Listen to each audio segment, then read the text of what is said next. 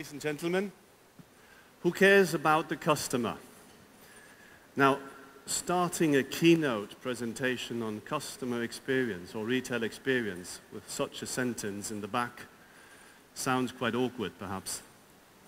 But it's a pleasure for me to be here with you today and to give you some insights of my experience and my learnings the last 6-7 years being in charge for retail experience at BMW and for having a great exchange with other retail industries on this topic. What I'm going to do is to go through the BMW case. It's a story I could tell for the whole day, but I know that you want to leave tonight to go home, so I'll keep it up to a very short introduction on this one. To then go to the question, do we need online? And I'm curious on your reactions here. And then the question, do we need customer centricity? Before I then go into the learnings that I have. The BMW case. Well, everything starts in life with a challenge. And at BMW we had many challenges, and we still have, but we concentrated on 4 of them. The first one is that 10, 15 years ago, for us it was quite easy to say, show all the cars on the display. And our salespeople say, if you don't have the product on the shelf, you can't sell it. Now, how do you show all the cars that we have today, from the 1 to the 7 series? There's not one dealer in the world that is able to showcase all the products in our outlets. So how do you cope with that? A second thing, a second challenge is a homemade challenge. We produce cars, high-tech cars. And even here, 10, 15 years ago, we could proudly say our cars are the best technological cars that you can get. Today, at least from the customer's perspective, every car has a head-up display, a rear-view camera, so the technology has arrived even in the mass cars. Now, why do I have to spend 50,000 euros if I can have the same stuff for 25,000? Now, naturally, there's a lot of technology in the car, but I don't see that at the customer. I just expect it. The third challenge is about trends. We human beings, we like trends. We like to follow things that are changing. And everyone knows this picture here, Apple. We like Apple because it's fancy, it's nice, it's according to what we expect from a cool brand. I don't know who of you has been recently in a car dealership? Someone been there? Do you want to talk with me about atmosphere at a car dealership? No. There is no atmosphere in car dealerships. They are boring. And so were the BMW ones. And perhaps still they are. But we tried to change that one. The fourth challenge, well, the biggest challenge for retail is the customer. If there wasn't the customer, life would be much easier, correct? The problem with the customer, especially for car dealers, is the customers always knows it best. And in fact, with internet, with the platforms, with social media, the customers have such a knowledge that when they arrive at the dealership, they only find people who don't know anything. Because they are experts on the car, but what they're missing is the 6 hours that you had the chance to get any information on the car and are bombarding the salesman with the questions that he yet does not know how to answer. So that's another challenge. What we set up was a project, and this project is called Future Retail, Premium Retail Experience. Future Retail, by the way, is a whole program, but the major project in it was the Premium Retail Experience. And what we did, we started shifting 180 degrees. So we wanted to see from the eyes of a customer, how should we stand up? And believe me, the biggest challenge in here was not to convince retail about shifting, but it was to convince our management and headquarters that we needed to have a different view on our retail life. So the project was to step into the shoes of a customer. Stepping into the shoes of the customer is quite easy. You can do some research. You talk to customers, and you get a lot of ideas what you could do better. And in fact, there were a lot of them. What I did, I added to this knowledge from research some psychology. Because we are human beings, we are psychological animals, so we know a lot what is happening in here, but we don't use it. At least most of the brands don't use it. Anyone knows what this could be? 10, 20, 80. It's not the numbers of the lotto on Friday. Well, it's psychology. We know from psychology that our memory remains from what we hear is about 10% of the things that we hear we can memorize. Now, it's very sad for me and for Richard afterwards that you're going to forget 90% of what we say. Just imagine Miidע had invested in us, it would be 90% just for the bin. The good thing is that you're here and you also see some pictures, so your memory is rising to 20%. And I know some of you might say that there are people who know much more, that can remember more. But the average is about 20% of what we read, we do remember. The important part of this slide is the 80%. We do remember 80% of what we experience.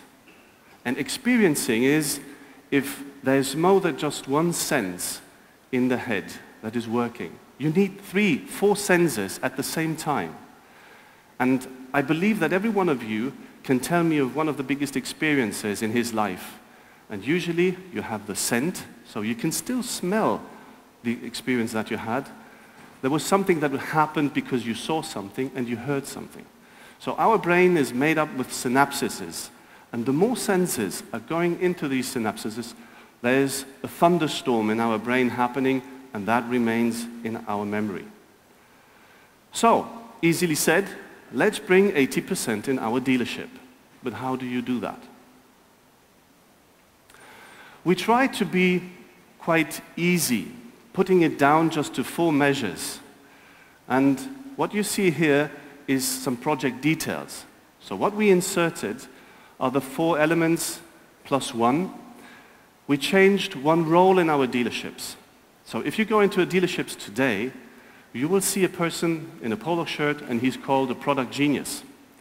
The interesting thing about this guy, if you ask him that you want to buy a car, he's going to tell you, I'm sorry, I don't sell cars. And every customer will be happy, because what we as customers don't like, if someone is coming and telling you, can I sell you something? Yeah? Why don't you buy? Here's the contract, sign, I'll explain later how it works. We don't like that. And that was the case for BMW, or for all automotive dealerships, that the salespeople are there like vultures, waiting for a customer and then sell something. With the genius, we took this away. This person has a lot of time, a lot of knowledge, and by the way, he's not earning money because he's selling cars. He's earning money because he's sharing the passion for the brand that you as a customer have if you come into our dealerships.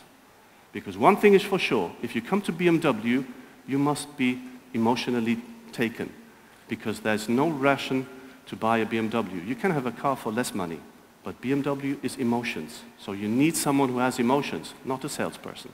Salespersons don't have emotions. I'm not saying that, but they want to earn money. The second thing that we changed was the design and the look and feel. So we created some atmosphere. Classically, the dealerships look like this: glass, steel, and some marble. Every one of you knows what happens. You start shivering because they're cold materials.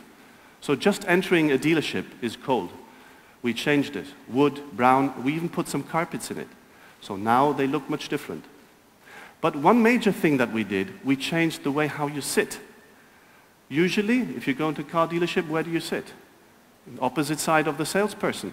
Do you see the sales guy? No, because he's behind the screen and he's telling you something. Now today, if you come to our dealerships, you're seated at a round table in front of a big screen together with a consultant. Now, this is opening up. This is creating trust. And in fact, just doing this, we increased the minutes of being seated there for our customers by 20%. The third thing was on communication. We believe paper is old. Once you printed it, it's out. And I believe every one of you, being now in the online world, is one of the biggest beliefs. We needed a bit more time to learn that. But our communication was done on paper. And as people come in, they see a nice picture of, I don't know, perhaps a winter landscape, but in front there is a 3 Series convertible. How is that possible? It doesn't fit. Well, the day before there was an X5. It was fitting to the picture. But now that they changed it, it doesn't. So we went down to digital communication and have all the communication for one car at the same part instead of just spreading the communication around in our dealerships. The fourth element is perhaps the most important one when it comes to technology. We have a lot of technology in the cars, but not in the dealerships. And the salespeople, they need their computer to sell cars, and they never accompanied the customer when they were doing their customer journey. Today, we have an iPad, a so-called mobile customizer, and a virtual product presenter. So now we can accompany the customer, showing the car and doing a configuration online in the dealership, exactly at the point where the customer is. We could even invite him for dinner and go into the restaurant and do it, or at his home, or wherever. So again, flexible and digitalized a little bit our dealerships. The most important part in our project was not creating these 4 measures, which, by the way, all dealers had to do. So they could not choose just and pick one and have the silver bullet. The 5th element was the most important thing. After implementing the 4 measures into the dealerships, 15 to 20 days later, our trainers went to the dealers and explained why this is. I don't know if this blinking has to mean that I'm too loud or... I know one thing. This is going to create an experience in your brain, so you will remember a bit more than what I'm saying. So the training part, we have to tell our own people why we change things. So it's not telling them how an iPad works, but why are you changing the desks? Why is this new role in the dealership? So it has to be accompanied by a training session.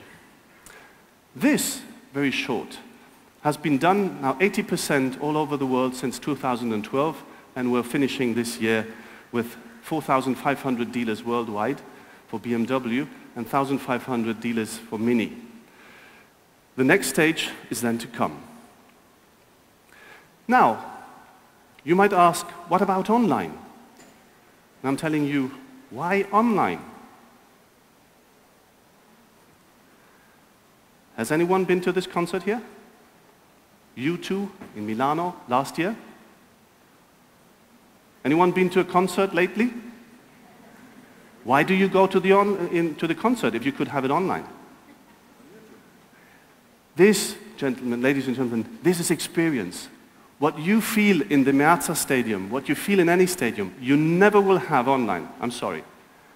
Experience goes through your blood, your body. And this is what we have to create. An event, just being together with other people. Another thing, why should I go online if all the online guys are going offline? Amazon is building brick and mortar. Zalando, building brick and mortar. My muesli. So why? Experience is a new status symbol. Human beings are not going to exchange on what they own, but they're going to tell you what they have experienced. And you can experience a lot online, yes, but you can't experience the real things. And this guy, this gentleman, well, he created a big business. But in what he says, I'm not going to read, you're quicker than I am. But if this is true, well, the physical retail is going to be the most important part in retail, and online is going to be one part of it. What I'm trying to do with BMW to bring our dealerships to be phygital, so away from being just physical bricks and mortar, and not to online, but they have to have all of it. So online is going to be one part of physical retail in future. And then there's my favorite picture, even if you had online, and with all the buzz about digitality, bring digital into the showrooms, you need to have big screens. Well, this ASSO advert explains a little bit about it. You know this advert? Put the tiger in the tank? What was the reaction of some guys? What use is it to have a tiger in the tank if they have a donkey at the steering wheel? Now, I may have the coolest tools, the best possibilities, but if my people don't know how to use it, or they are not the right people to use it, don't spend money. Just avoid spending money, because it doesn't make sense. And I've seen a lot of brands who just invested in technology, have big screens, big touch points, but they don't know how to use it. Because the people on the floor, they don't know how it's interconnecting into their retail. Do we need customer centricity? And here we come also to the SO picture. Well, this other gentleman, he says, don't care about the customer. Care about your own people. You need to create an environment where your own people know what they do and what you want to do. And then they will do the rest. Think about it.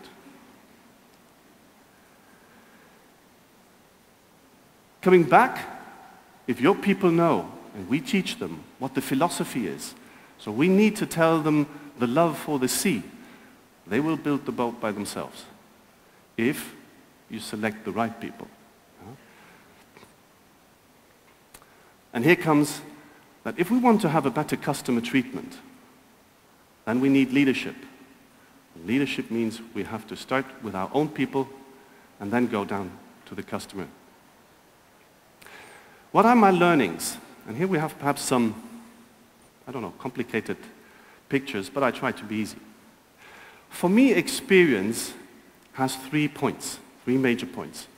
It's physical, it's digital, and it's human.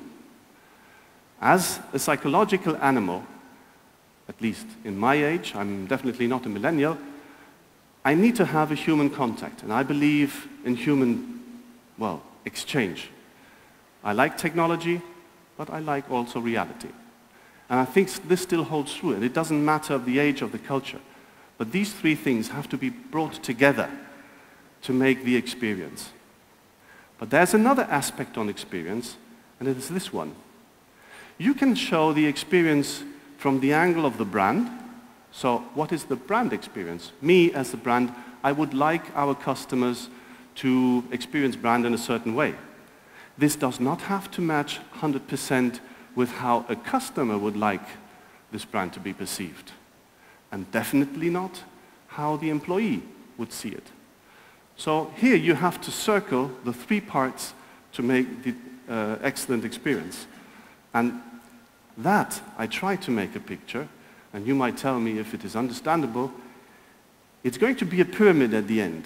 You have to make the perfect experience, the 3 things, digital, physical, and human, seen from the 3 angles of brand, employee, and customer. And that, at the end, brings me to this picture. We retailers, we should not fear any other retailers or being competitors, but we need to learn from the entertainment industry. I think if there is one brand in the world who managed to get the 3 experience sites together, it's Disney. With Disneyland, in fact, you have entertainment pure, because it is physical, it's digital, it's human. And you have all the parts in it which the employees, the customers, and the brands are coming together. And that is my work to bring BMW not to be like Disney, but at least to have the genes and the understanding of what retail experience can be. 7 minutes left for questions and answers. Thank you so much, Michele. Let's have a seat. It's a quick Q&A. I'll try to be easy on you.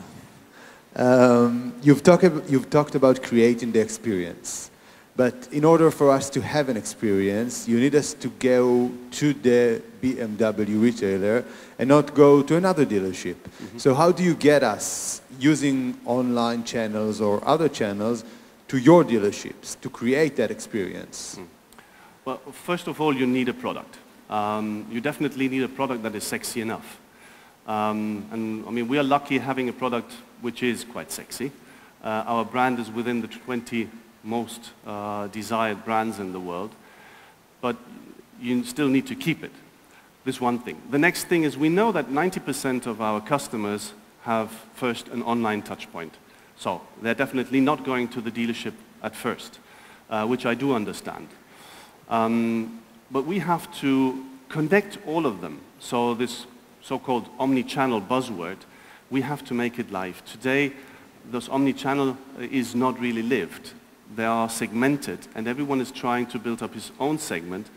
Now, when I talk about the phygitality, this is bringing all together, and then it's interlinking, and we have to get the people from online to offline, and vice versa, from offline back to online. And the customer doesn't care if he's online or offline. He just wants to have the service the moment he wants it. Yeah, but it's an even harder task when you sell cars, right? Because you have to drive it before you buy it at the end. Fortunately, yes. Yes. So how do you get me to desire your car using online channels? Well, the desire, in fact, it comes from the product. We hope that people do talk nice about the car. So if you have a nice experience with the BMW or the Mini or with the Rolls-Royce, you talk about it and use your social network, in fact, saying, wow, it was great driving that car. If you drive in a taxi, and the taxi is, by the way, a BMW, you said, hey, never drove in a car like that, I should consider it. That you have the possibility in just, let's say, clicking something, say, is that a BMW, how is it? And then your dealer knows it. We have to get more connected, we need to be more connected in the experience that you're having, and then to online and offline at the same time to make it a circle. Well, I guess most of our viewers have a smaller business than BMW. So what would you say we can do, small businesses, because we don't have the technology, we don't have the resources to do most of the things that you've talked about to create an experience with our customer? Well, I think you can. It's not a matter of money, I think. It's a matter of getting the things all together. What I see and what I saw also talking with other brands is that we too much think in silos. And if you go, I went to many conferences and congresses, and you have lots of suppliers, and everyone is in his channel. And by the way, they're experts in it.